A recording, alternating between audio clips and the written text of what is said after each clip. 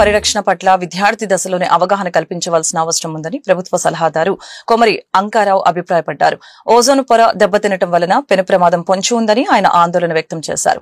పర్యావరణం దెబ్బతిని భూమిపై నివసించే మనుషులు, పశుపక్షాదులు ఆహార కొరత ఎదుర్కొనే ప్రమాదం ఉందని అన్నారు. కేబిఎన్ కళాశాల కెమిస్ట్రీ విభాగం 1 Year to 1 Life ఆధ్వర్యంలో ఇంటర్నేషనల్ ఓజోన్ డే నిర్వహించారు.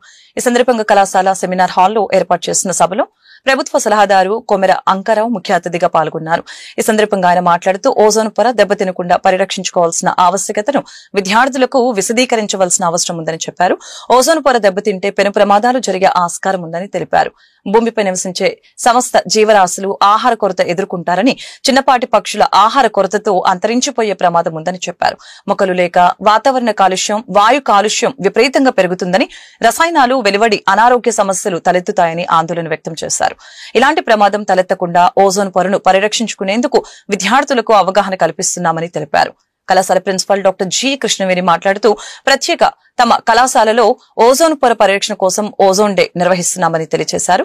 ఇందులో భాగంగా పర్యావరణ నిపుణులైన ప్రభుత్వ సలహాదారు అంకమరావు విచ్చేసి విద్యార్థులకు అవగాహన కల్పించారని అన్నారు. 1 Earth 1 Life founder president Leela Kumari Eluri మాట్లాడుతూ తమ సంస్థ ఆధ్వర్యంలో మొక్కల పెంపకం పట్ల అవగాహన కల్పిస్తున్నామని, టెర్రస్ గార్డెన్ల సంస్కృతిని ప్రోత్సహిస్తున్నామని తెలియజేశారు. కొండలపై విత్తనాలు చల్లి మొక్కల పెంపకాన్ని ప్రోత్సహిస్తున్నట్లు వివరించారు. అందరికీ నమస్కారం. నా పేరు కొమెర అంకారావు. నన్ను ఫారెస్ట్ మ్యాన్, పర్యావరణవేత్త, అలాగే ఎకో వారియర్గా పిలుస్తూ ఉంటారు. నేను ప్రస్తుతానికి ఆంధ్రప్రదేశ్ రాష్ట్రానికి సలహాదారుడిగా ఉన్నాను. అడవుల పెంపకం, వనాల అభివృద్ధి, ఎఫారెస్టేషన్ అంటారు. మరి ఒక సాధారణ ఫారెస్ట్ మ్యాన్గా గుర్తింపు పొందిన నన్ను ఈ యొక్క ఇంత పెద్ద అందమైన ఒక పెద్ద రాష్ట్రానికి ఎఫారెస్టేషన్ కోసం నియామకం చేసిన సీఎం గారికి, డిప్యూటీ సీఎం గారికి నా యొక్క హృదయపూర్వక నమస్కారాలు. మరి ఈరోజు ప్రపంచ ఓజోన్ డే. దీనికి సంబంధించి ఈ విజయవాడ పట్టణంలో నన్ను ఆహ్వానించిన 1 Earth 1 Life టీం వారికి, ముఖ్యంగా లీలాకుమారి ఏలూరు గారికి, అలాగే కేబిఎన్ కళాశాల యాజమాన్యం వారికి, ప్రిన్సిపల్ వారికి, వారందరికీ కూడా నా యొక్క హృదయపూర్వక నమస్కారాలు. అయితే ఈ ఓజోన్ డే అనేది ప్రతి సంవత్సరం కూడా మనం ఖచ్చితంగా జరుపుకోవాలి. అలాగే ప్రతిరోజు కూడా జరుపుకోవాలి. అంటే ఓజోన్ డే జరుపుకోకపోయినప్పటికీ దానిపైన మనం ఆలోచన చేయాలి. దీనే ఒక దినోత్సవంగా మనం జరుపుకునే విధంగా విద్యార్థుల్లో ఒక ప్రణాళిక తీసుకెళ్ళాలి. ప్రతిరోజు ఒక చర్చ ఉండాలి దీనిపైన. ఎందువల్లంటే ఈ ఓజోన్ పొర దెబ్బతినటం వల్ల ఈ భూమిపైన ఉన్న సకల ప్రాణులు, ప్రాణకోటికి పెను ప్రమాదం ఉంది. అలాగే సకల ప్రాణులకే కాకుండా చిన్న చిన్న మొక్కలు, పంట పొలాలు, వృక్షాలు, వీటికి కూడా పెను దెబ్బ అయితే ఉంది. ఎక్కువగా ఈ రేడియేషన్ ప్రభావం డైరెక్ట్గా ఈ పంట పైన పడటం వల్ల ఆహార కొరత ఏర్పడుతుంది. మనం ఒక సంవత్సరం కనుక పంట ఏదైనా బెట్టకొచ్చిందంటే అందులో ఒక 10% పొలం పోతుంది, పత్తి కానీ, కంది కానీ.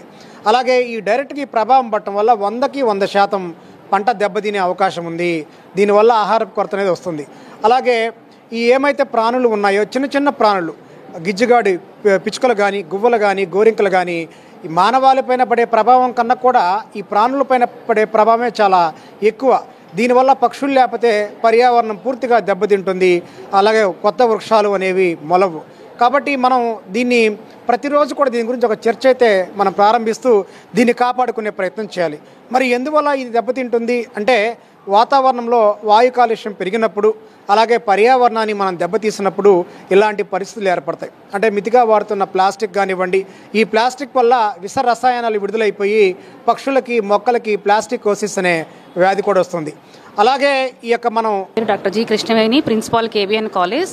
సో ఈరోజు మా కేబిఎన్ కళాశాలలో కెమిస్ట్రీ డిపార్ట్మెంట్ వాళ్ళు, ఎన్ఎస్ఎస్ వాళ్ళు మరియు 1 Earth 1 Life వాళ్ళ సహకారంతో ఈ ఇంటర్నేషనల్ ఓజోన్ డే అనేది సెలబ్రేట్ చేయడం జరుగుతుంది.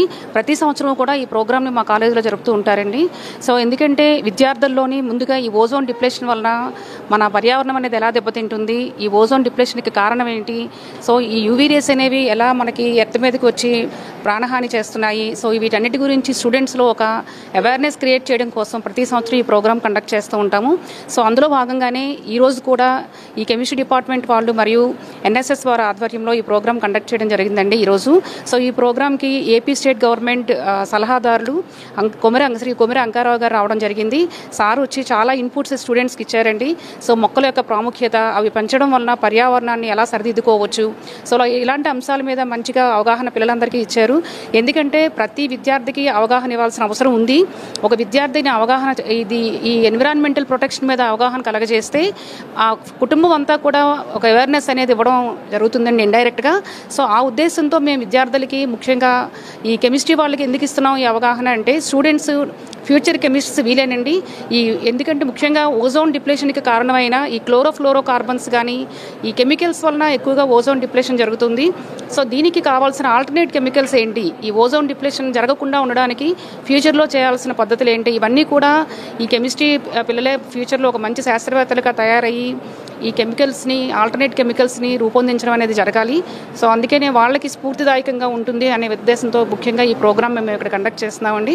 సో ఈ ప్రోగ్రామ్ మాకు ఇంత విజయవంతంగా జరగడానికి మాకు సహకరించిన మా మేనేజ్మెంట్కి పేరు Leela Kumari Eluri, one earth one life terrace garden group ద్వారా పచ్చదనం, పర్యావరణం అలాగే టెర్రస్ గార్డెనింగ్ అవేర్నెస్ ప్రోగ్రామ్స్ చేస్తూ దానిలో భాగంగానే విద్యార్థులకి పర్యావరణం మీద శ్రద్ధ కలిగించే విషయాల్ని తెలియజేస్తూ ఉంటాము.